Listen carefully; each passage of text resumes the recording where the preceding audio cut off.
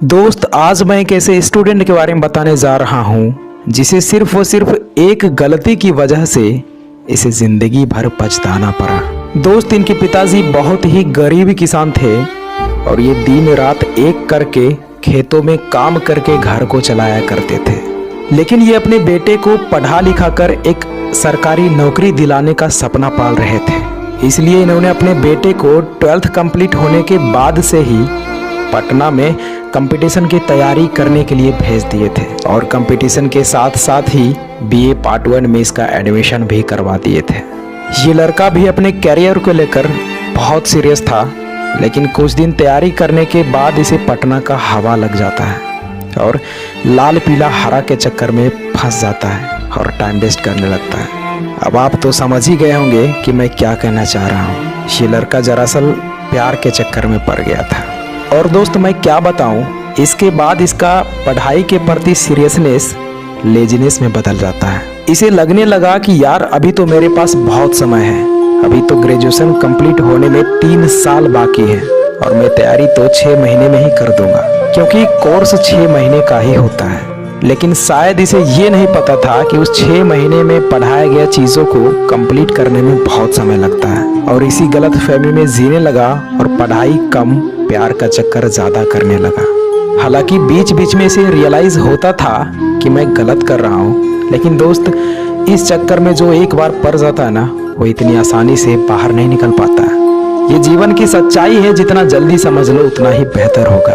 ये लड़का इसी तरह अपने जीवन के 3 साल ऐसे ही बिता दिए और अभी तक ये क्लास का ही चक्कर लगा रहा था।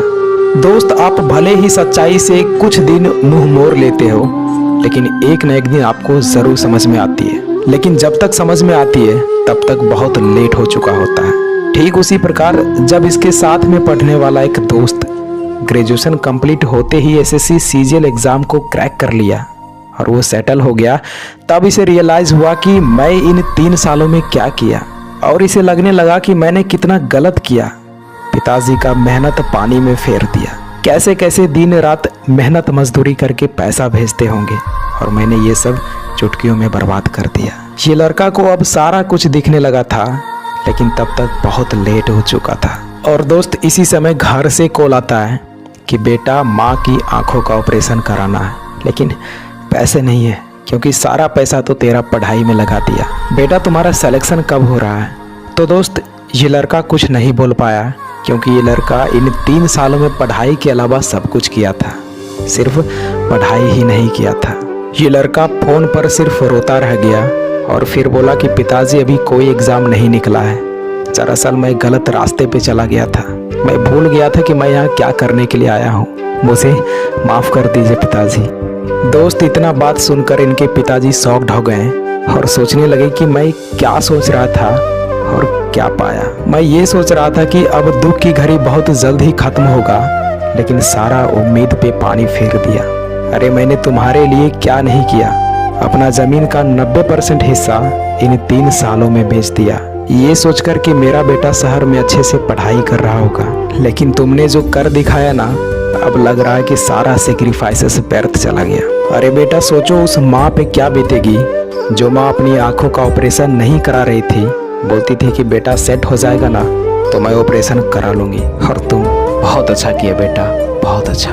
दोस्त, अब इसके पास रोने के सिवा और कुछ नहीं बचा था और मजबूरन इसे प्राइवेट जॉब में 10,000 की नौकरी करना पड़ा और जो सपना इनके माँ बाप ने देखे थे वो केवल सपना ही रह गया। तो दोस्त, अगर आप भी ऐसी गलती कर रहे हो, आप भी पढ़ाई को प्रायोरिटी नहीं दे रहे हो, तो शायद आपका भी एक दिन यही हाल होगा। कड़वी है लेकिन बहुत सच है। इसलिए दोस्त, समय रहते खुद में सुधार कर लीजिए, क्योंकि समय के पास इतना वक्त नहीं है कि वो आपको दोबारा समय दे सके। तो दोस्त, ये स्टोरी मैं अभी के जनरेशन को देखते हुए तैयार किया है। आई होप इस स्टोरी से आप लोगों को बहुत मोटिवेशन मिला होगा। तो दोस्त, अब मिलते हैं किसी नेक्स्ट वीडियो में, तब तक के लिए जय हिंद, वंदे मातरम।